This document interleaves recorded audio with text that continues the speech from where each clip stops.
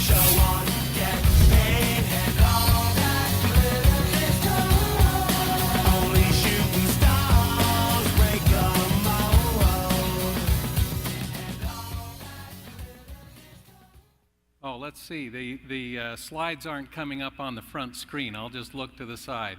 Sorry about that. I'm delighted to be here today and talk to you about Campbell Scientific's experience in China. And I hope that as a result of some of my comments and the experiences that Campbell Scientific has had, that the business community in Utah will be strengthened, and that some of you will be courageous about stepping out and engaging in China.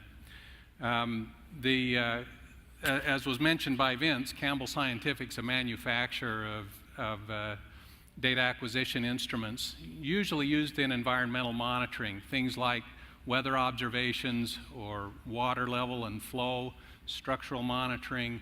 And in the case of China, a particular niche market that we fit into that ended up being important was the measurement of gas exchange between the atmosphere and the Earth's surface.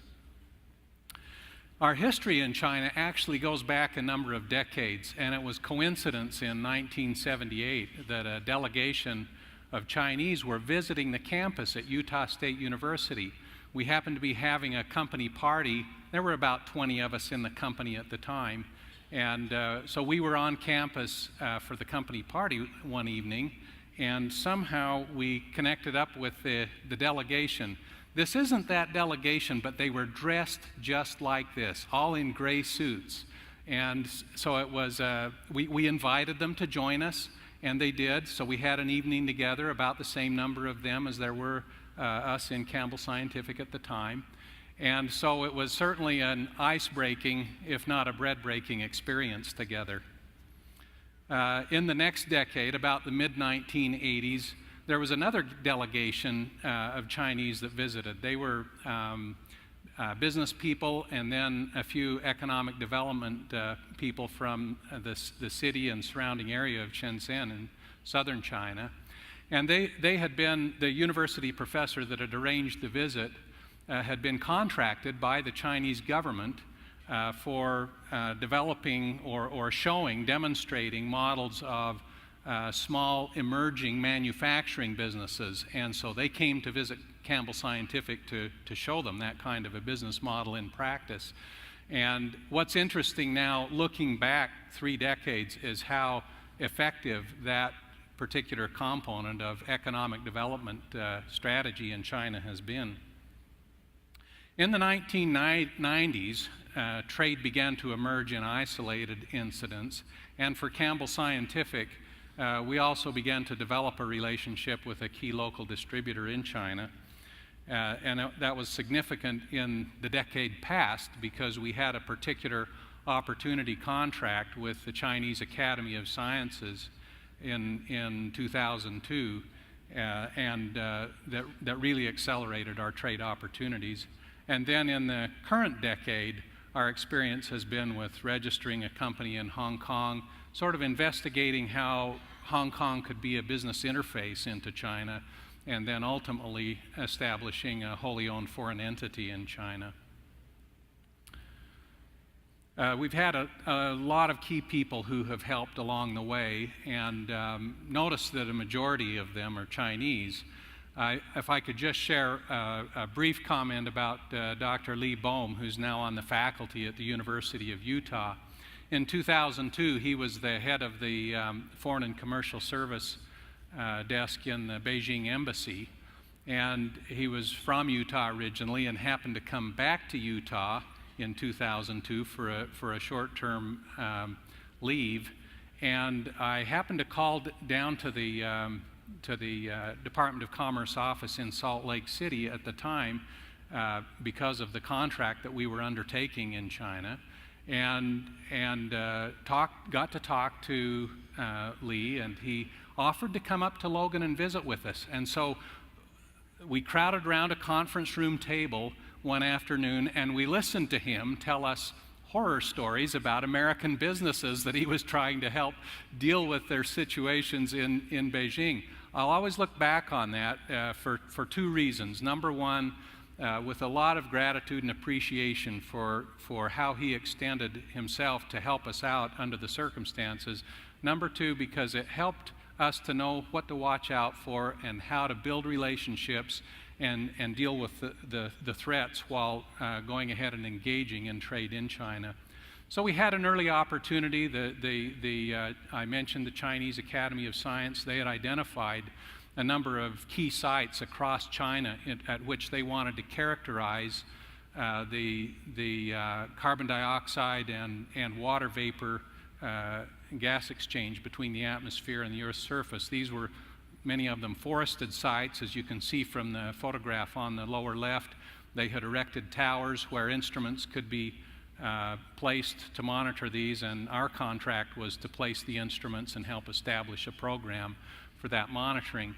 Most of these sites are still operational, and over the 12 years since that project, there have been a lot of very good environmental observations collected within China that's been a strong basis for them undertaking their own environmental research.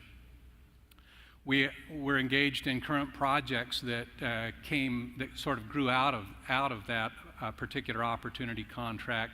Things like structural monitoring on the Hong Kong-Macau Bridge, generally speaking, environmental monitoring in the country, and then water projects, Three Gorges Dam, on which we have a little bit of instrumentation, but certainly a premier water project in our generation, and currently the South to North Water Project, which is moving water from where it's more available into northern arid regions where it's needed. Large project in China. Well, what would you do to establish more of a business presence in China? If business is growing, you want to show commitment to your Chinese customers, provide better technical assistance, perhaps local repair and recalibration of instruments, and improve product training on technical products. And we wanted to be able to open the door to new markets. These were all reasons that we identified as establishing a more direct presence in China. We weighed a number of different possibilities for market entry, including should we purchase majority share of our distributor there? Should we establish a joint venture? Perhaps set up a Hong Kong-based company, and finally a wholly owned company in China. And ultimately, we established the wholly owned company in China through the Hong Kong paper company, if you will, and opened it just over a year ago. We had to, of course, sort through a number of key things. How do we find trustworthy, reliable people? Protect our IP and trademark? What about tax issues? Setting up the business, accounting records, and financial controls. We certainly found through this that the key was finding experienced help, and we did find it. Since that time, we've increased our base of dealers, and indeed, we've had a banner year there with a strong increase in sales, and I think it vindicates some of the risk of the decision to establish a more direct presence in China.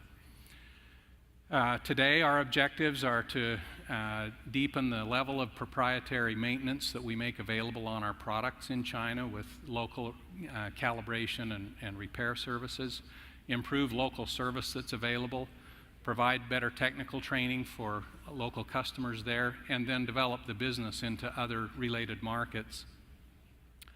If you look at what's happening in China today, there's a lot of investment in renewable energy, and Campbell Scientific products are used for evaluating sites or evaluating the performance of generating assets.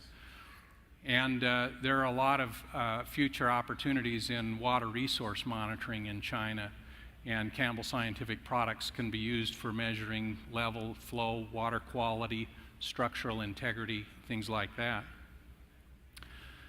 Some of the concluding points of advice that I would offer to business people who are contemplating export to China or perhaps direct investment in China would be to pay attention to the character of the people you're dealing with. It's a pretty opportunistic business environment in China at the moment.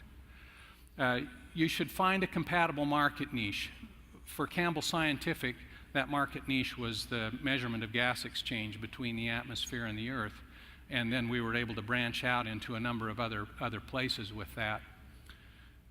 Protect your IP by building interdependent relationships. The legal system there probably isn't going to give you a lot of benefit or leverage, and I think that was the lesson from Dr. Bohm. But we have been able to, at least so far, build interdependent relationships that have been mutually beneficial.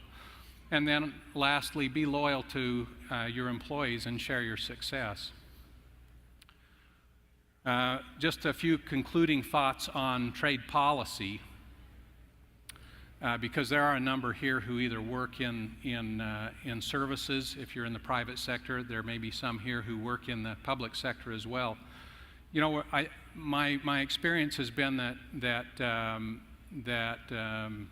the Association of American CPAs, public accountants, are pretty fixated on U.S. GAAP, and I think it really would help to move international business forward if there could be a more dialogue and acceptance of international GAAP.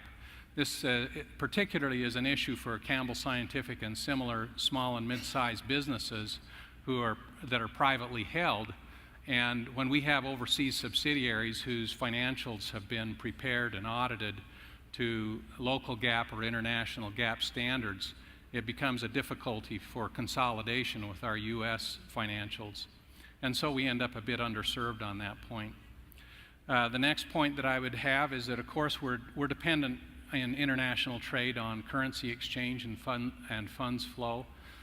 Some of the know your customer banking regulations are certainly slowing the wheels of commerce overseas in our foreign subsidiaries, and I would hope that maybe there would be a mechanism. These are pretty new regulations, and I recognize and understand and support their importance when it comes to dealing with with restraining funds flow for organized crime or that supports terrorism, things like that. But it would be helpful if the state of Utah Department of Commerce, for example, could issue some kind of certification of compliance that I could provide as a parent company that would be in support of documentation at the local level of a foreign subsidiary and help them to move their business interests along with banking at the local level there. Next point, I think on bilateral trade versus trade blocs versus World Trade Organization. Where would we be today on trade with China were it not for the World Trade Organization? It was a valuable body in bringing China and engaging China in the international trade community. So each of these has their agenda and importance, and I thank people like Mr. Allen and others who work in government circles to open the doors for trade. And then start with small connections. I think back on Campbell Scientific's experience at the university with that early delegation of Chinese. Those school-to-school connections, university to university, become student to student, and they can grow into city to city, state to province, country to country, and some of them end up becoming business to business. I'd just like to thank Wiley Chen and Andrew Chen for their help on this presentation. Thank you very much.